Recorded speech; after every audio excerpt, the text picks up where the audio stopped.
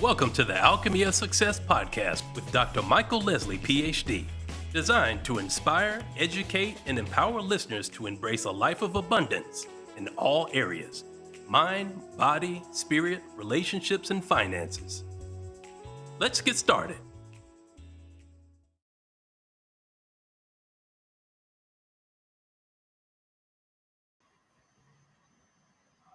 Hi, I'm Michael Leslie, and welcome to our second podcast in this series on the alchemy of success and how to get what you really want out of life. And tonight I have a special guest, Melissa Coley, and I want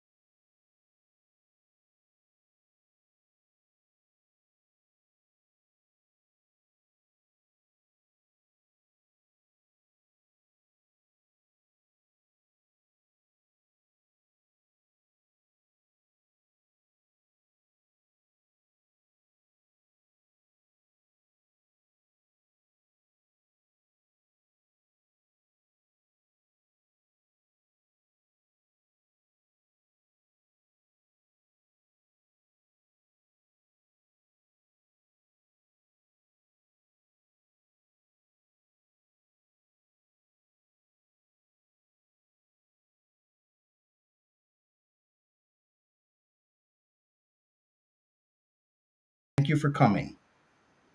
Amazing, Dr. Michael. Thank you for having me. Great. So, the part that we're wanting to really talk about tonight is what it means to transform oneself.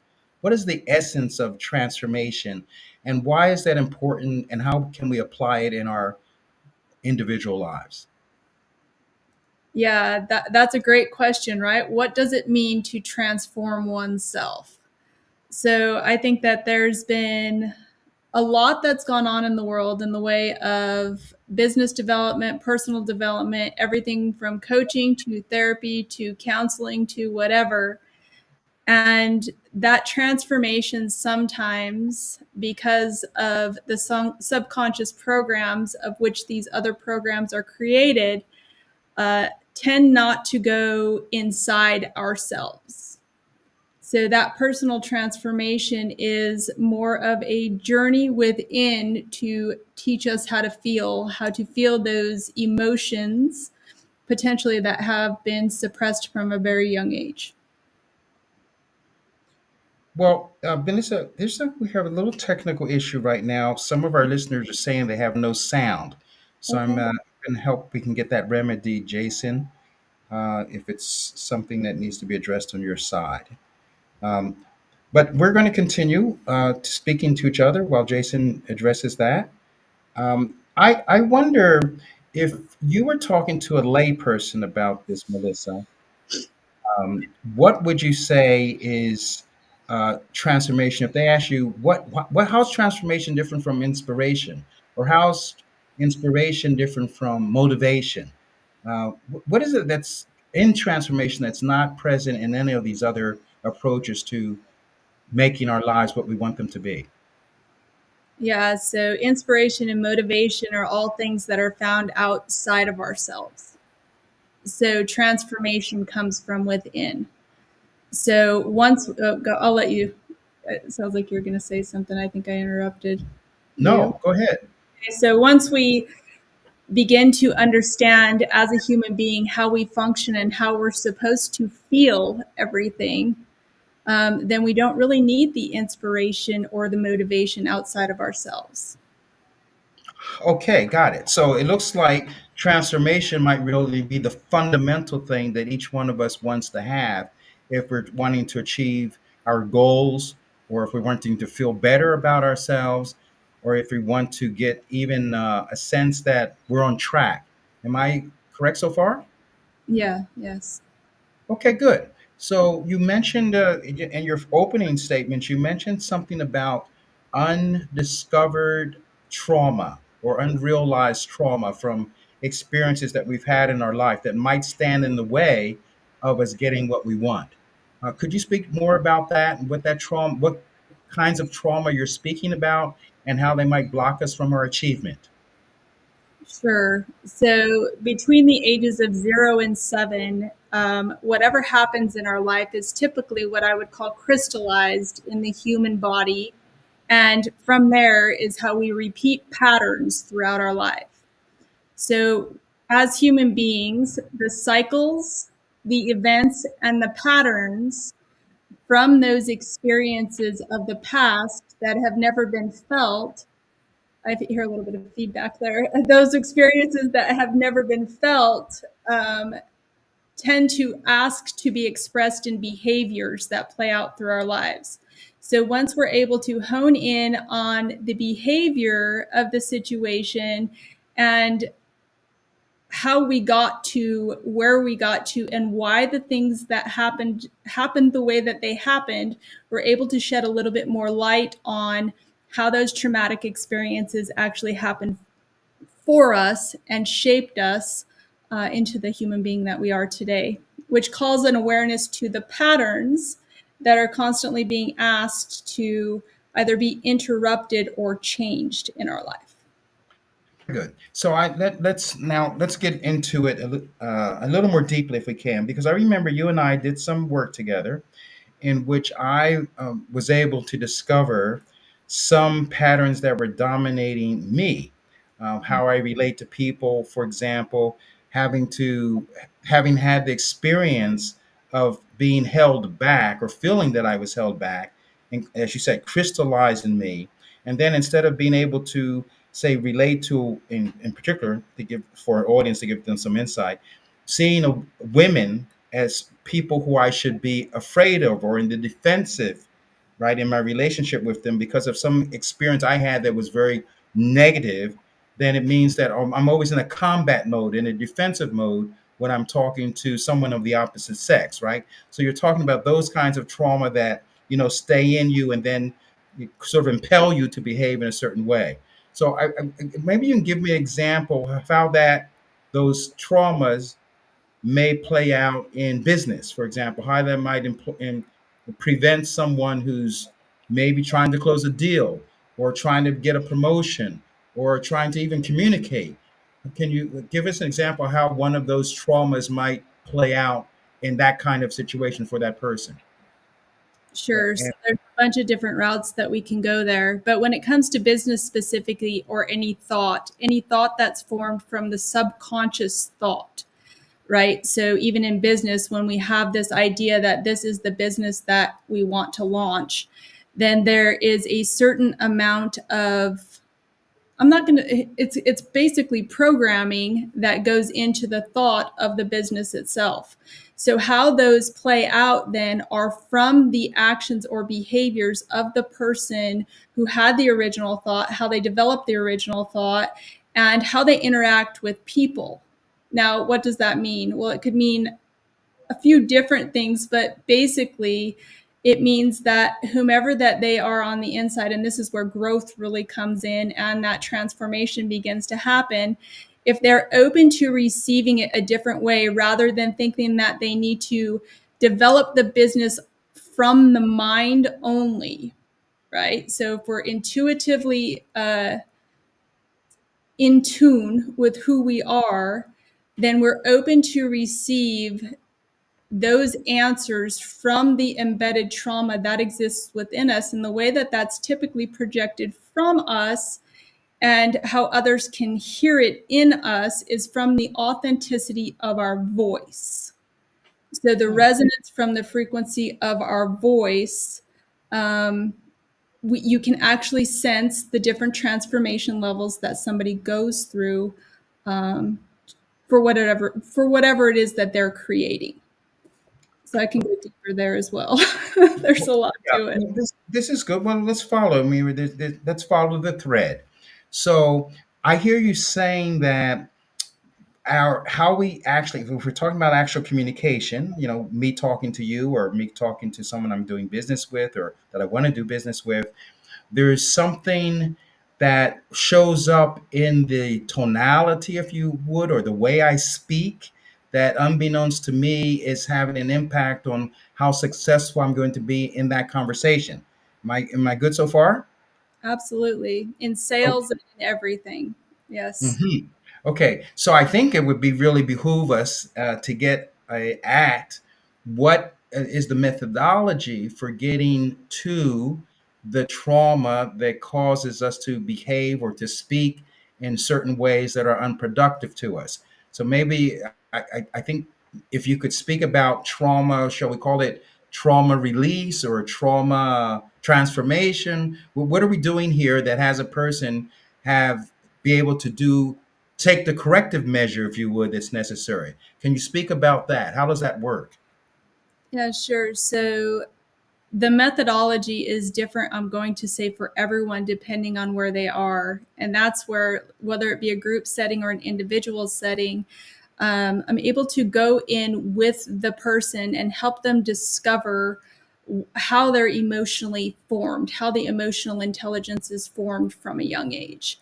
So from there, we can not determine, but I can help guide them on a set path and helping them understand the emotions that they're composed of and how come they're composed of those emotions and when they shut off those emotions and at what age.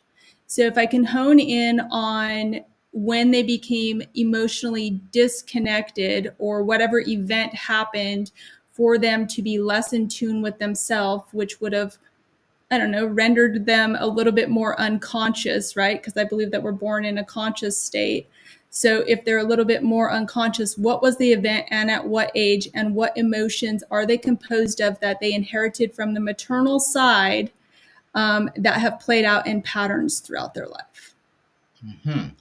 And so once they've identified what those emotions were, what happens next?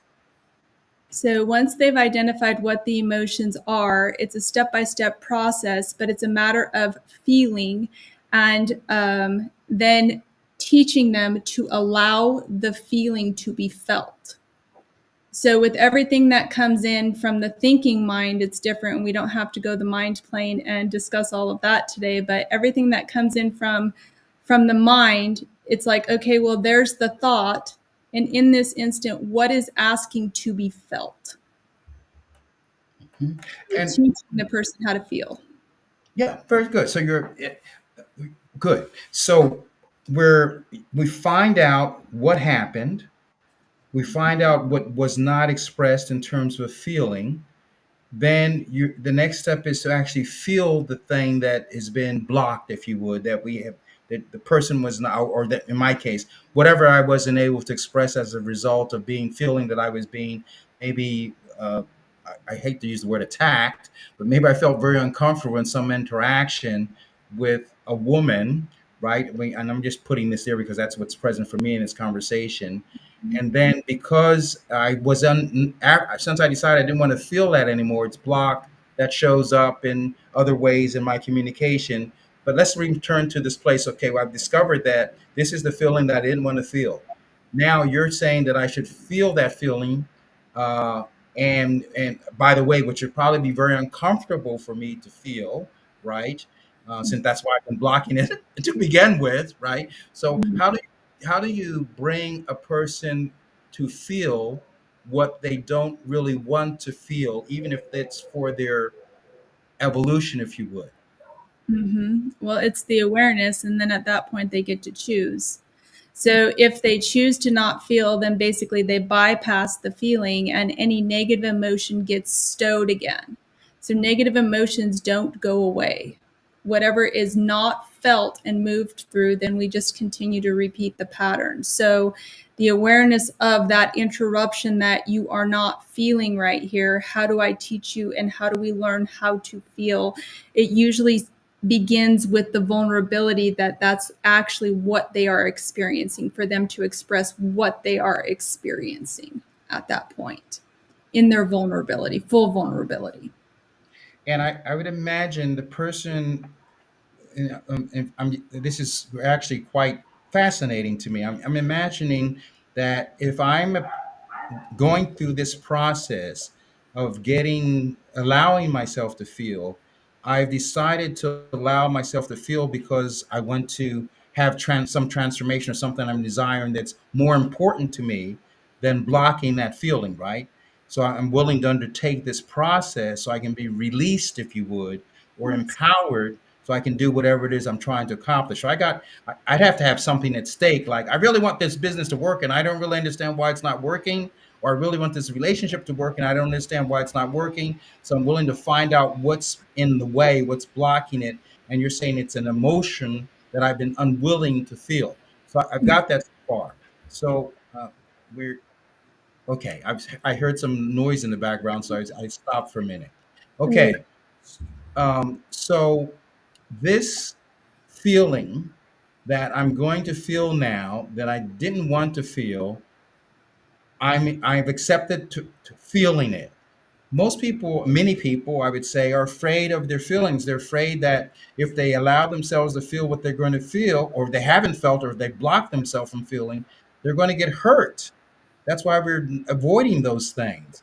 So, what how do you persuade a person, besides the fact that them knowing that they have to feel it? I mean, they might still want to avoid it because it hurts. So how do you get people, or they, at least we think it's going to hurt to feel that feeling.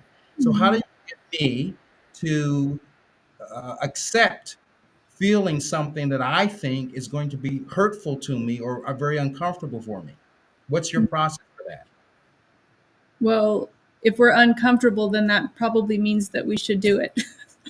But the process literally for that is to bring them to the awareness that which pain is greater, like what's at stake.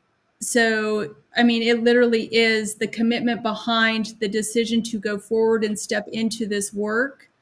And at that point, is it more painful to go back and repeat all the patterns that I've repeated my entire life? Or does it mean that I just need to feel for a second, even if this is painful? What if it opens me in a way that I've never been opened before? So Yeah. it So literally is being able to hold the space for the person to be able to move through that, through the emotions of that. got it. Well, this just seems to be a good time for it to take a little break and maybe listen to a commercial and then come back to Melissa Cully, who is talking to us about the importance of feeling our feelings as an access to our success in life, to transforming ourselves to getting what we really want out of life, having to feel things that we don't want to feel in order to get there, not just think them, but to actually feel them, and maybe even discover things that we haven't been willing to feel, that are so stuffed down that we don't even know that we've disconnected from ourselves and from our ability to communicate with others. So we'll return to that in just a minute after this brief commercial. Hi, I'm Dr. Michael Leslie. Many of us have dreams in our hearts that we have not been able to realize, but we really want to have that thing. So I created a course called The Alchemy of Success: How to Get What You Really Want Out of Life. It's a 21-day course in which you'll do three things. First, you'll get in touch again with that thing that really inspires you, the thing that you really want to have happen for you. Secondly, we'll get the obstacles out of the way so you can move expeditiously towards achieving it. And then finally, we create a solid plan, a roadmap that will get you from where you are now to the achievement of your dream. That's called The Alchemy of Success: How to Get What You Really Want Out of Life. The course is $299, but if you enroll this week, you can have it for $199, the 21-day course and the fulfillment of your heart's desire. I look forward to seeing you there. How did you do it? You just go to drmichaelleslie.com, you send me a note, say, I want to be in the course. I'll put you in the course and we'll start working together right away. I look forward to seeing you there. Great. So we're back. So, I feel like one of those obstacles that I, talk about removing in my course is probably one of the obstacles you're best at removing, which is the not being able to feel, right? Not being having access to the part of yourself that well, here's a good question for you. So, what does feeling make available to you? I mean, so we spend so much time. Some people are all about their feelings, right? And some people don't want to feel anything at all. That's the last thing they want to do is to feel something, especially if it's uncomfortable. So, what is it that feeling and allowing ourselves to feel gives us access to that otherwise is not available? That's a great question. So, what feeling gives us access to is deep connection. That's in all relationships. Another thing feeling gives us access to is when we begin to feel, those emotions are actually, we've made this declaration to the universe that we are going to magnetize ourselves. So, what happens with the quantum space, once we begin to feel that authenticity begins to come through with those deeper connections, we're able to connect to people in business, sales, whatever, on a different level, have a different level of relationship, and at the same time, we are magnetizing our attractor field. This is great. So let me restate that again because I was so moved by it. So when we're authentic, people relate to us differently, and it opens up opportunities for us that we would not have if we weren't able to relate to those people or if they weren't able to relate to us. So it opens up a whole new world, right? Whole new world of possibilities, a whole new world of accomplishment, a whole new world of well, I like the word possibilities. Possibilities show up that weren't there before because we're relating in ways that we weren't relating before. That's a great takeaway from this conversation for me. I okay. Let's go ahead, Melissa. I just was going to say the infinite possibilities. We begin to unlock or unzip that true blueprint of our soul, the innate wisdom that is within us that wants to come out. So, all of those things.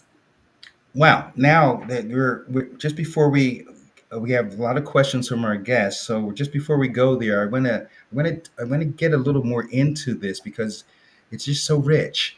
So now you're saying on top of that that we have these something that's already inside of us that's maybe I'm going to use a word that I shouldn't use.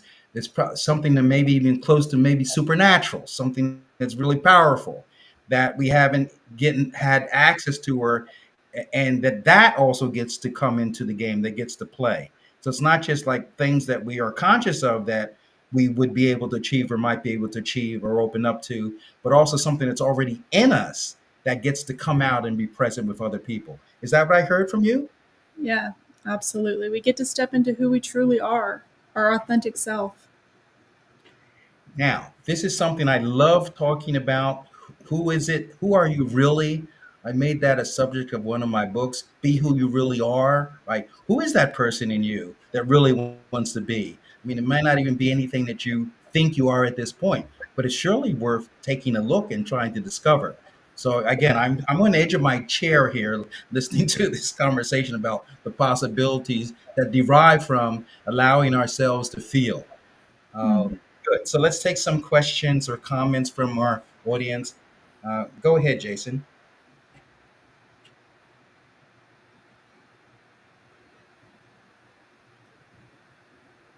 Uh, okay, I can hardly read that, so you'll have to read it for us or something. Does it say? Oh, someone's saying that was well said. Bypassing the emotions keeps you stuck. Good, we got that. Yeah, yeah. It's something we can't move, right? If we aren't sharing who we authentically are. What else do we have here?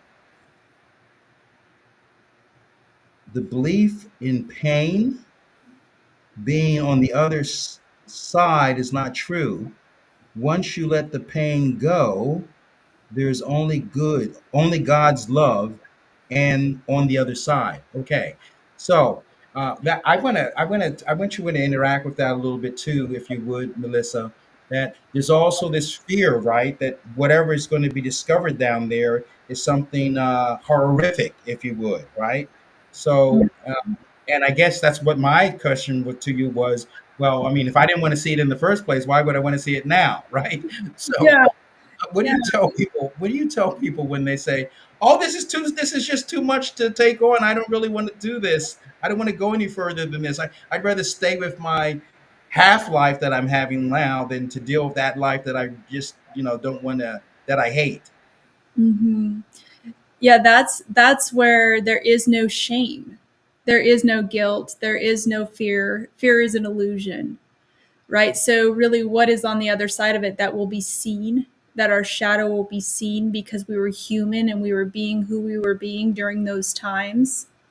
I mean, what is the real fear? That we might not look the way that society thinks that it should have looked for what it was that we had done for whoever it was we were being. What is the fear? That's literally like, are we afraid to be seen as we are? Are we afraid to be held as we are? Well, I think there's a superstition, and the superstition is that there's something wrong with us. I think it goes back to some interpretations that people make of the Bible, say that we're bad and we need to be I don't saved, and we need to be something along those lines. There's something wrong with us that needs to be fixed, right? And if Yeah. we don't, and I think that's what some I have the experience. I remember even earlier in my life I was afraid of God, like God's out to get me, right? Because I've done all these wrong things and I'm going to be punished, going to go to hell and the everlasting fire and burn forever. I mean, a lot of people have that in their background of the experience of that's what's waiting for them, and that's probably why they're afraid to take a look at who they Mhm. might be or who they are, right? Like who they are is not good, right? And that's why they don't want to go there. They don't want to feel that. um, so I don't know where I was going with that comment, I've but got it. I've got it. I've got you here. So, where you're going, the abstract beliefs. Us as humans, we are programmed from the time that we're born when we come into this hologram, say. So as soon as we come in, we are born obviously with certain DNA that is in us, and the mind is basically programmed. So if we look at the abstract beliefs and we can discover why it is that we believe what we believe to begin with, which typically, as soon as we start breaking down and laying out those beliefs on the table, it's not a matter of, okay, you believe this and this is right or this is wrong. It's literally a matter of releasing and understanding that nobody's going to save us but ourselves at the end of the day. The only person that would ever be there for me when I was 6 years old, my grandfather told me, was God. And he was right. And at the same time, I cursed God a lot of the time because things weren't going how I thought they should be going. So, but that was up to me to dig myself out. God, the universe, whatever, doesn't want us to suffer. We remain in suffering for as long as we remain in suffering because it's a choice. It's a choice. But as soon as we begin to explore why it is that we believe what we believe, why we're programmed to believe what we believe, and how come we've believed what we've believed our whole life, there's a lot of light inside of those shadows as well. Very few people, in my experience, have are willing to take the time to actually study themselves. Where, like, what they can, why, how is it they came to believe what they believe about themselves? Not just about themselves, about the world, how the world works. Like how people have these fantasies, I would call them, about how do you make money. They have fantasies about how you what's the appropriate way to be in order to be successful. Like, there's all these success books. If you do this, and this, you'll get success, right? And these are, in some ways, fantasies, or at least stories, something people made up about the road to get from here to there. I remember, when people talk about, oh, in order, this is just a concrete one that I love. In order to take, if you want to go on vacation in Thailand, then you need to have $10,000, and you need to be able to book a hotel, and you have to all this stuff that people make up. Then you look around, you find people go backpacking and they go to Thailand for $500, right? So we make up these stories, and then we believe they're true, and then we operate as though they are true, and then and those same stories keep us from doing and getting and having the outcome that we want, because we can't do those things. We can't create those paths. Some of them don't even fit us. They're not for us to do. So I get excited about this because I've spent a lot of time traveling, and I see people who save their whole lives so they can go somewhere when they're 60 or 70 or 80. I've been traveling since I was 20, right? Going abroad 20, 30. My son is in Brazil right now. So it's not like you need to have the part of the alchemy of success is realizing that a lot of what we're holding on to is not going to help us be successful, i.e., not expressing ourselves, not being, not feeling what we need to feel, is not going to help us get to where we want to go. It's just the opposite way around. So, another from our audience. Let's see what else our audience has for this. So, who else has a comment, or a yeah, but, or, a perspective that they want to share, that you want to share with us? Go ahead, Jason. If there's anything else there.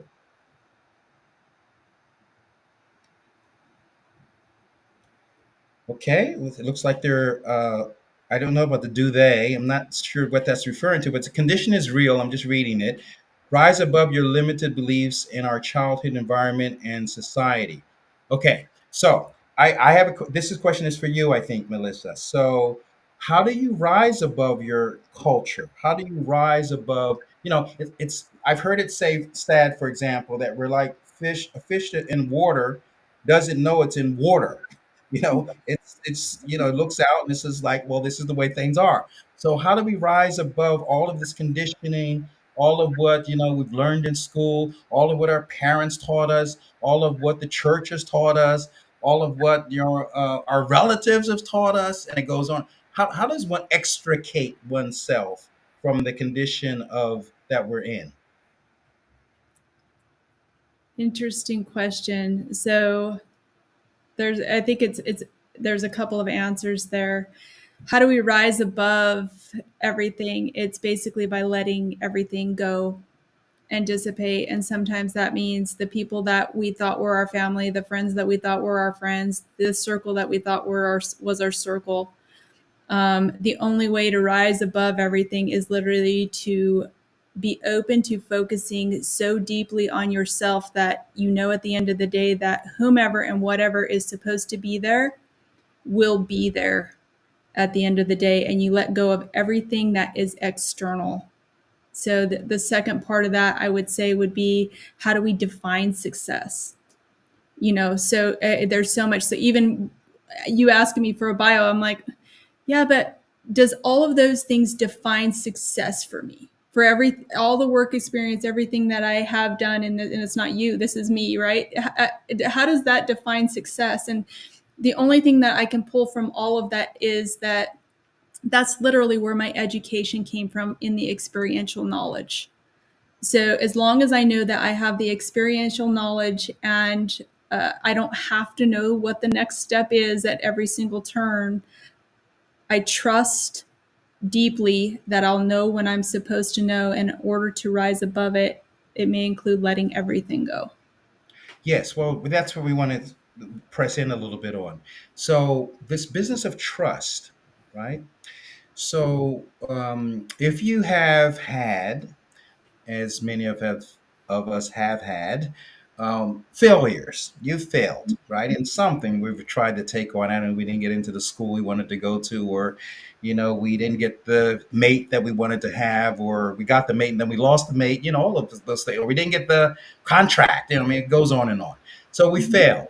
So it's you after failing for some people it's like, well, I guess I didn't really know what I was doing, or you can go to, I wasn't good enough, I didn't know what I was doing, it's not for me. We know the whole litany of things that we say about ourselves. But this trust business. So how do you develop trust in yourself? What's the source of trusting yourself? Because you said, well, I trust in myself that it'll turn out okay. I don't know if that's available to a lot of people, that they trust themselves. So what's the source of trust? Well, I think failure's perspective to begin with. So, like, is anything or any of those job experiences or any of the times that I resigned from wherever, is that failure on my part? Well, if you were to look at another perspective from somebody else that was saying what happened, it could be failure, but it could also be that I wasn't in integrity with a lot of the things that were happening. So, from an internal standpoint, if I felt like I needed to move forward or I needed to resign, I had that trust in me that I knew that that was the next step along my path. So, how does somebody get there? I think that basically it starts with understanding that you're going to be called to make some big decisions. And those big decisions are going to be what launches you into your next quantum jump if you have enough trust that that's what's happening and you act in integrity with who you are at a core level, a fundamental level. Well, we have to stay with this a little longer. So, obviously, I'm not satisfied yet, so we're gonna stay with it a little longer. So I got it, that having the trust in your possibility, if you would, Mhm. uh, will keep you in the game. I got that part. Mhm. But I was addressing the part where you take actions and they don't produce the result that you want. How do you, in that case, in that situation, how do you maintain the trust, which I would say maybe somehow impaired or maybe even broken or have disappeared because of the failure? You're going along, you're going along, everything seems to be great, Humpty Dumpty, all of that, and then you fall off the wall, right? It's like, well, maybe I wasn't, shouldn't have been on that wall, like that. Been But on so that wall. So that's, how do we, yeah, how do we bring ourselves back into alignment? yes. Yeah, so how do we bring ourselves back into alignment? Well, for one, we have to understand who we are in those moments. So even if it's the acknowledgement of, okay, I did these certain things and I shouldn't have done these certain things, but so that we know from those lessons that are learned from those life experiences that we can put them in our tool belt, right? So it doesn't turn out. Is it the end of the world? Like, why didn't it turn out? Is it external gratification that I was looking for? Is it monetary? What is it? What is the reason? What is the core or fundamental belief, the limited belief behind why it didn't work out? Why is this pattern not working out again? Like, for example, in business, I've been in business with, and I've always had a partnership with everyone else until recently, until January of this year. I decided that, oh, I get to be by myself in business for a minute. I get to explore this foundation. Like I don't have to have all of these things, but that ended a pattern for me. So what are the patterns to look at when those things happen? There's always a pattern, and those patterns typically play out through our life and don't change until we consciously change them. Yeah, this is good. This is helpful. So while you were speaking, I was thinking of this idea of who we constitute ourselves to be. So we could say that, you can start off with, I am a success, right? And this happened, and which was a failure, but it doesn't take away the fact that I'm successful.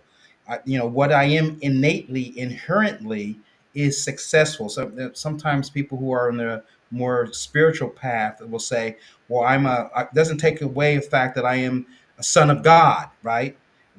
And so I have all of those abilities, and maybe this particular thing didn't go the way I wanted to, but that doesn't say anything about who I am essentially. Essentially, I'm able, I'm intelligent, I'm worthy, I'm successful, and this thing happened, which maybe is part of, like as you said earlier, part of how I get to the success that I want. It's like a stepping stone to my success rather than labeling it, as you would say, a failure. Maybe it wasn't at all. It was just a learning experience. What is it that I can get from this so I can keep moving forward? So I got it about staying, the trust is in who you say or believe that you are. You're trusting in that rather than trusting in, I'm not good enough, or I'm not strong enough, or I'm not able enough. Are we? Yeah, Are yeah, and we digging out when we think those things like we aren't good enough or maybe I'm not worthy enough, really coming back into presence and understanding that we are worthy as we are. So it really is bringing it all back to presence, and we are worthy as we are. I am loved as I am. We are loved as individuals as we are. Bringing it back to presence, that regardless of what success, the word is just like what success looks like. We are worthy as we are, regardless of the outcome. I mean, a lot of spiritual awakenings happen because we fail or because we're launched into something else. What is our experience of that? I mean, we can go deeper as far as success goes all day long, I feel like. So it really is what the human mind tries to tell us that success should look like, which really the only success is internal. And we're going to take another break. So let's do a commercial break again, and we'll come back and we'll have a few more comments before we wrap up tonight. Okay. Hi, I'm Dr. Michael Leslie. Many of us have dreams in our hearts that we have not been able to realize, but we really want to have that thing. So I created a course called The Alchemy of Success: How to Get What You Really Want Out of Life. It's a 21-day course in which you'll do three things. First, you'll get in touch again with that thing that really inspires you, the thing that you really want to have happen for you.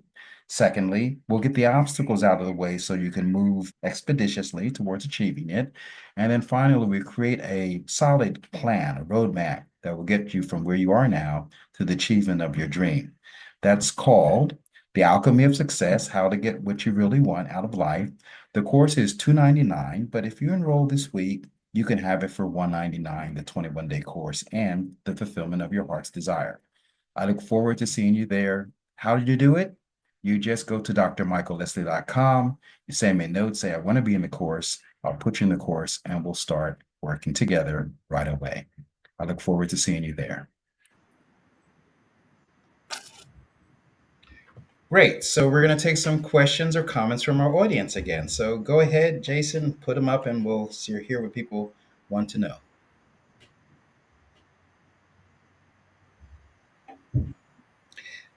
Well, Marge, I think this is for you, Melissa. What lessons have you learned from failure? I don't know if that question is for you or for me, but you get to go first. Well, I don't know that we have enough time to answer that question. Give them one. Give them one. I'll give them one. How's that? Yeah. So, what lessons have I learned? That it's never the other person; it's always me. Whoa. Oh, that's well. I don't know if I can. I don't know if I can top that one. Never the other person. It's always me. That's that's great. I think I used to know that answer. I don't think Lately, that's the right answer. That's the one that came to me, though. well, what I've learned is that uh, all the things that I did not succeed at were pointing me to where I'm succeeding now. So, to give a concrete, I never became one of these, uh, full time. Well, I was full time. I never became one of these distinguished intellectual giants. I don't know if I ever really aspired to that, but I certainly didn't become it. It didn't. I didn't even feel it. It wasn't like it was really any fun. But I always liked this part, feeling to do that allowed me to do this. Right, I can be more present with people and have a lot more fun. So that's an answer to the question of uh, well, one of our listeners. What else we have here? Everything happens when it's supposed to happen, not when you want it, but when it's needed. What do you see there, Melissa? So I think as we allow it to unfold instead of forcing it, and that's with everything, relationships, business, or whatever, as we are being, if you want to call it that, and coming back to presence, then all of that kind of goes away. Whatever is supposed to happen has already happened, and it happens for me. It happens for us as individuals. Yeah, say that again. Whatever was supposed to happen has already happened. Whatever is supposed to happen has already happened. So it brings me right back to presence, and I don't have to look outside of myself. So whatever has already happened it's happened for me already. Got it. Got It's it. all trust as well. Yeah, I think I've got that. I'm just wondering if I had anything to add to that. Um, no, I don't. Go next. If we don't change suffering, then yes, it is a choice. Yeah, like you said something about this earlier, Melissa. Some people really don't want to get out of what they're in. They're actually, what do we call it? They are sold on being in whatever state they're in, even if it's miserable, right? And so, I had a conversation with someone the other day. It's not my phrase. It's a quote that I read, and it's from a Roman philosopher. It's he who cannot be counseled cannot be helped. And in the Spanish version of that is sufres porque quieres. So there's always a way to end suffering if you want to end suffering, but most people or many people like to wallow in their suffering and tell other people about how much they're suffering. And yeah, so I got that piece. Was there anything there for you, Melissa? Mm-mm. Okay. Go with the flow and adjust yourself accordingly. Oh, she liked that you said that. Okay. Warner Urquhart, who's one of my mentors, he said, water, when it goes down a river, right? And if you're in the river with the water and you resist the flow of the water, you're going to be inserted into a rock. Right? But if you go with the flow of the river doesn't go into the rocks, it goes around the rocks, right? So, I always remember that. You can choose to be inserted into the rock or you can flow around the rock. Thank you very much for that, listener. What else you got, Jason?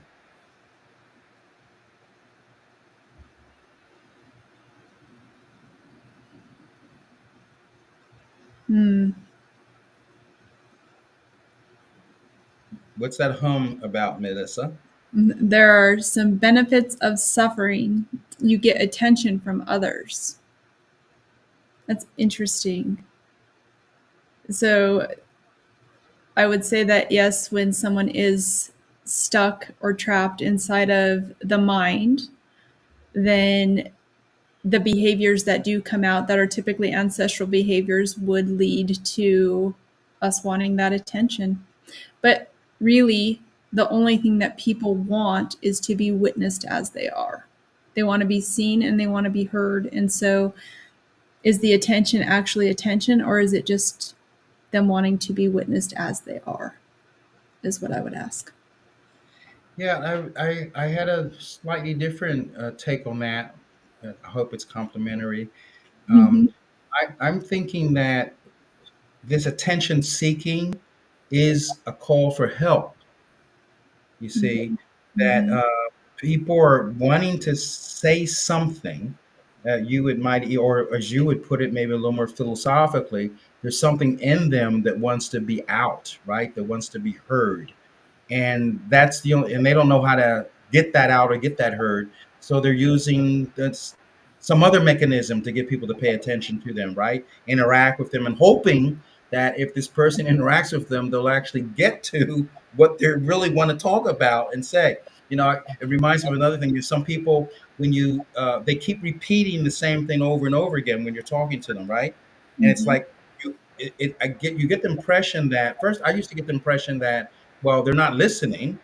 But then I got to think that they don't feel they've been heard by me. Whatever they're trying to say, they're clear that I haven't heard what that is. And that's why they're repeating it over and over again.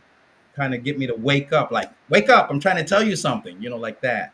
Yeah. Yeah. Yeah. Good, good, good.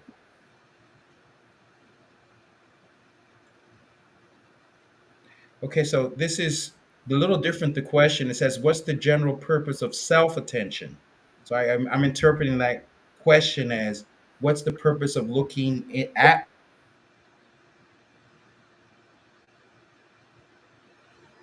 Oh,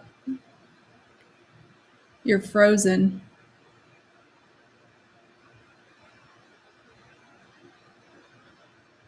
Not sure if I lost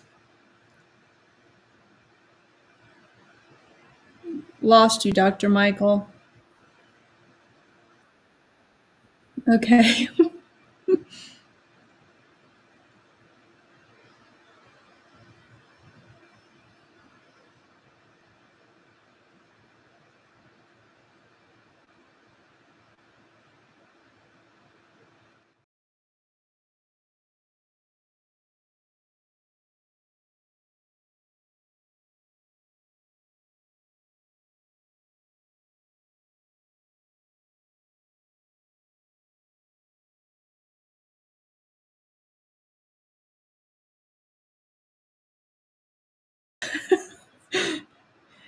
Oh, there I'm on stage. I guess I am still here. I could talk to you.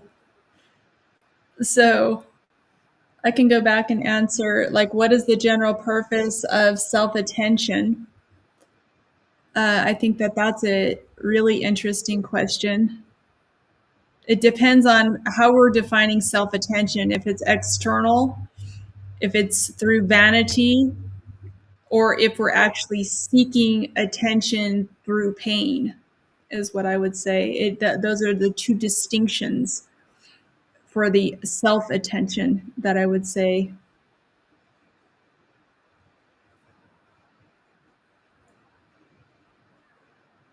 I don't know what else there is. Let's see.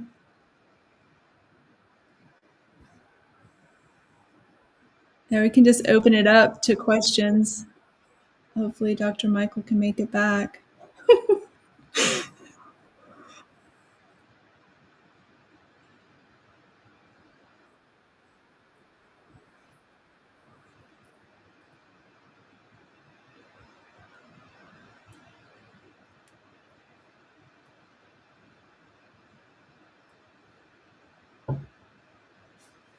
Looks like maybe not. Do you have any questions, Jason?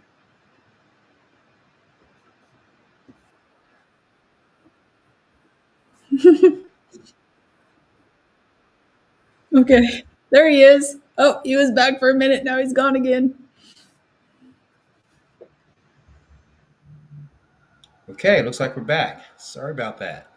Um, the question we were on was the attention. So the question was, what's the benefit of placing attention on oneself rather than on what's out there?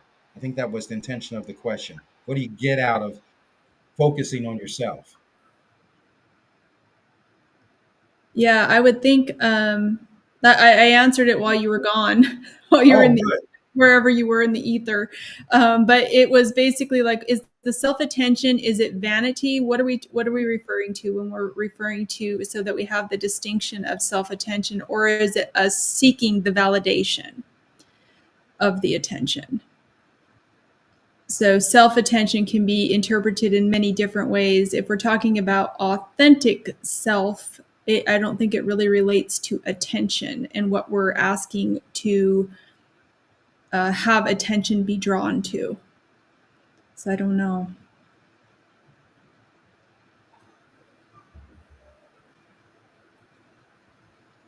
I'm going to ask you to repeat that one more time. Yeah, so I think that if we're talking about self-attention, what are we referring to in the distinction? Like self-attention, if I'm seeking self-attention, is it vanity wise? Typically it's related to something, I would say, vanity wise, if I had to go from like just an interpretation of self-attention. Mhm. Or is it self-attention because I'm suffering so much that I want the attention, or I need the help, like you said, like a cry for help from someone? Mhm. Yeah, I got that. Yeah, yeah. Um, Good. Well, that answers that question. So we have this. I guess we have time for one more. Because we harness the power of self, we harness the power over the reactions of what occurs around us. So this is the discovery of the evening, I think, for me at least. When you're because you mentioned this self, this powerful self that resides within, that's wanting, that's really the essence, if you would, that wants to come out and play. Talk about that self a little bit, so we're kind of intrigued about this, that internal discovery. Hmm.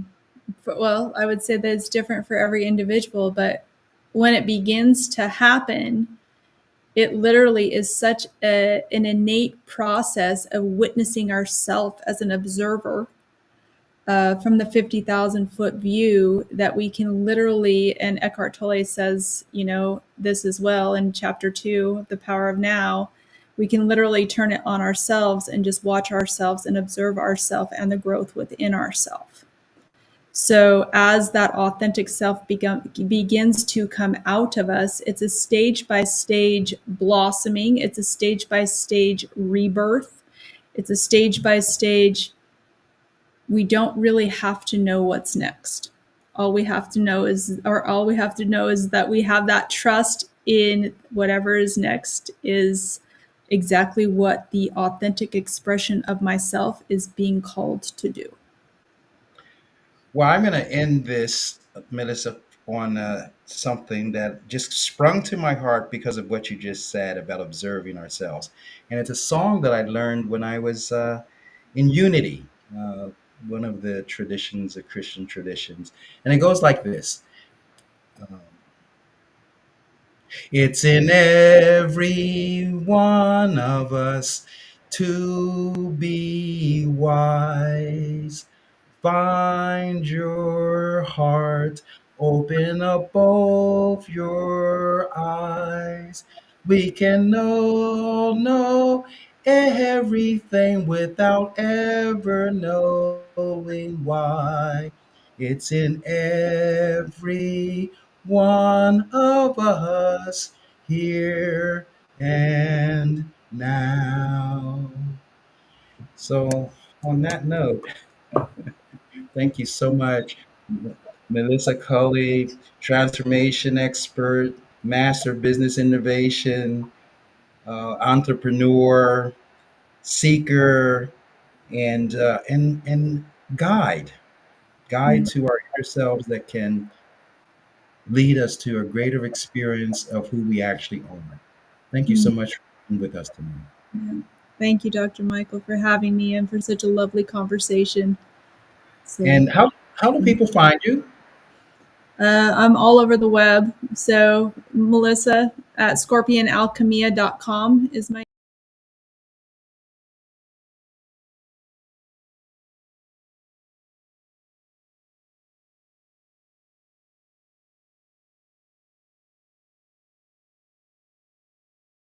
information will be available on www.scorpionalchemia.com starting tomorrow for that landing page. So that's Great. that.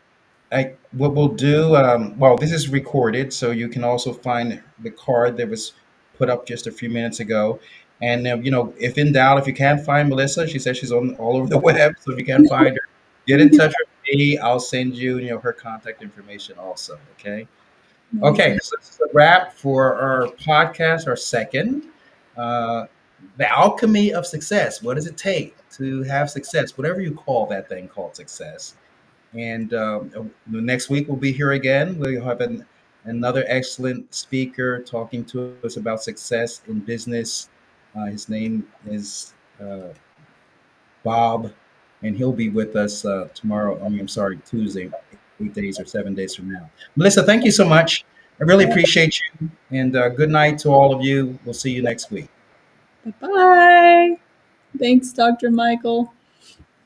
My pleasure. Thank you for watching the Alchemy of Success podcast. Don't forget to like, comment, and subscribe.